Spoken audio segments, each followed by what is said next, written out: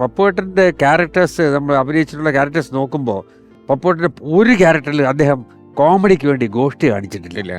ഞാൻ ബാസി സാറിനെ ഭയങ്കരമായിട്ട് ബഹുമാനിക്കുന്നു. അങ്ങനെ ചോദിക്കുന്ന ഒരു കാര്യമുള്ളത്, അദ്ദേഹത്തിന്റെ കുറെ കഥാപാത്രങ്ങൾക്ക് ഒരു സിനിമയിൽ ഒരു ഘട്ടം കഴിയുമ്പം അയാളുടെ സ്റ്റേഷൻ പോകുന്നതായിട്ടാണ്. റിലേ കട്ടായ ക്യാരക്ടേഴ്സ് ഉണ്ട്, അതിന് പുള്ളി അങ്ങനെ കാണിച്ചിട്ടുണ്ട്.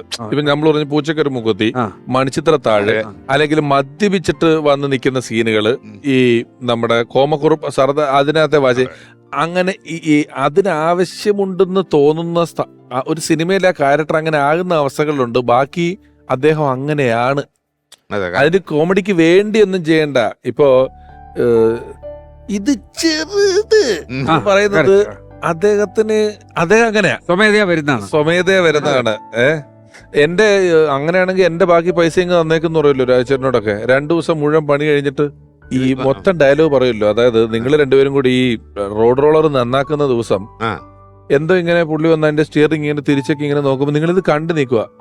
പെട്ടെന്ന് വിളി അങ്ങനെ മാറിക്ക് തോന്നിട്ട് ഒച്ച എടുത്തിട്ട് നിങ്ങൾ രണ്ടുപേരും ഞാൻ ഒന്ന് പെട്ടെന്ന് ഒരു സൈക്കിളിൽ തട്ടി വീണ് മോഹൻലാൽ ചോദിക്കും എന്ത് പറ്റി, ഒന്ന് പോറി. അപ്പൊ പുള്ളി പറയുന്ന കാര്യം അറിയാം, അങ്ങ് മാറിക്ക്, ഇതെങ്ങനെ പെട്ടെന്ന് സ്റ്റാർട്ടായി പോയാലോ എന്നാ ചോദിക്കുന്നത്. 2 ദിവസം ആ മെക്കാനിക്കിന്റെ ക്യാരക്ടർ ഒരെണ്ണം മാത്രം നമ്മൾ എടുത്തു കഴിഞ്ഞാല് വേറൊരു ആർട്ടിസ്റ്റിനെ ഇട്ടൊന്ന് ചിന്തിച്ചു നോക്കൂ, വേറൊരു ആർട്ടിസ്റ്റ് ഒരിക്കലും അതിന് മാച്ച് ആവൂല.